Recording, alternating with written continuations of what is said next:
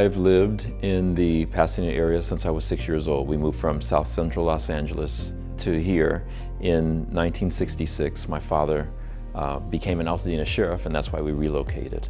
The people who had a meaningful impact in my life, the mentors became the mentors in my life. Many of them are still around today, were from the church I was attending when I was a child. So from the age of 17 until now, I've always been involved in the work of youth empowerment, youth engagement, youth development. And I'm always paying it forward because of what these men did for me. I met Chip and Bruce in junior high school, at McKinley Junior High School.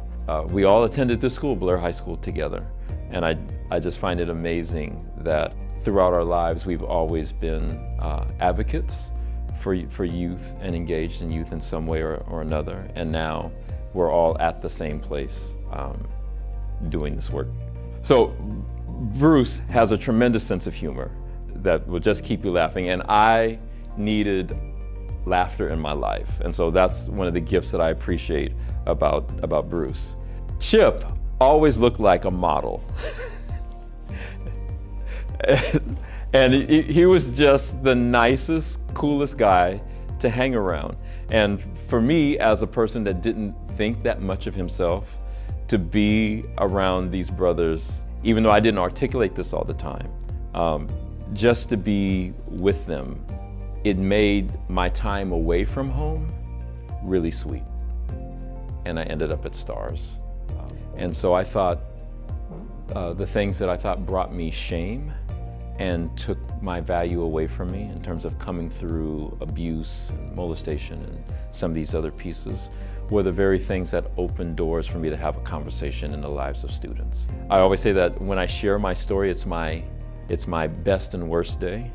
It's my best day because there's so much trust that the students have invested in trusting me once I found that my vulnerability opens up doors for others to be vulnerable as well.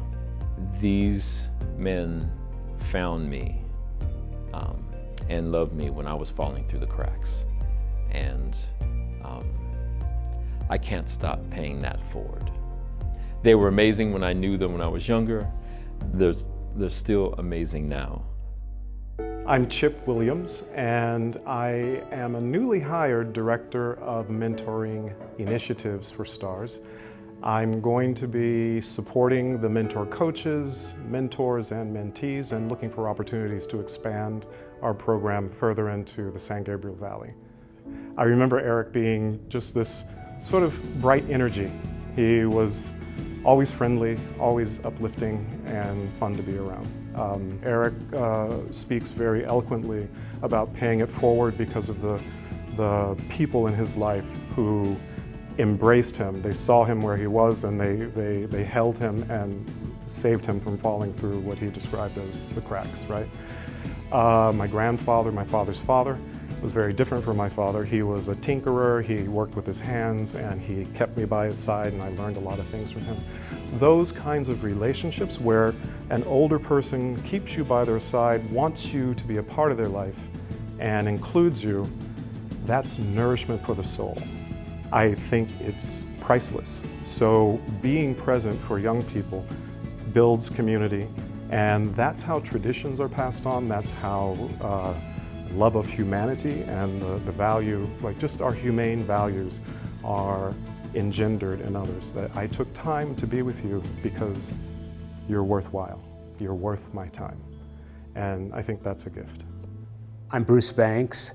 I work as a volunteer at the STARS program in the Food Distribution Center, packing those bags for families that were really impacted by the virus.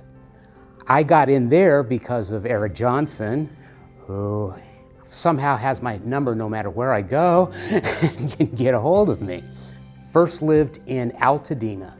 I moved over to Salito Road in 1971, and that was right around the corner from Arroyo, where Chip grew up.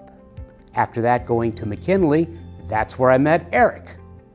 So we somehow found the way to be there. After McKinley, we all ended up at Blair High School. We had a lot of teachers that had faith in students. I think that's what made Blair so unique. I have been a substance abuse counselor.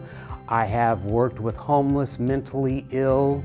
I have worked and developed dual diagnosis programs. In forensic psychology, what you're trained to do is answer a specific question, a question provided by the court.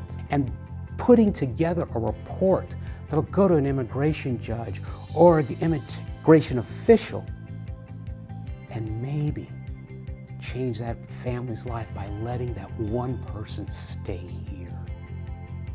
The puzzle was coming together. Here were people predominantly in communities that were not originally here, and understanding that, yeah, I know about their hunger. I've had to discuss that with them in the office and all these other issues going on. So yeah, if I can pack a bag of vegetables and meat and that, I know at least for one more night, they'll be a family. Growing up here in Pasadena has been the greatest opportunity. I have met people that I look up to. I don't know what my life would be like without Chip and Eric in it. I don't want to experience life without them, really. We were born at a time and raised at a time where social justice and social change were really moving, and I think our world as children was full of hope. And I think that working with them in this environment, working with youth, with these friends, hopefully we will be able to instill in young people today some of the fire, some of the hope that we grew up with.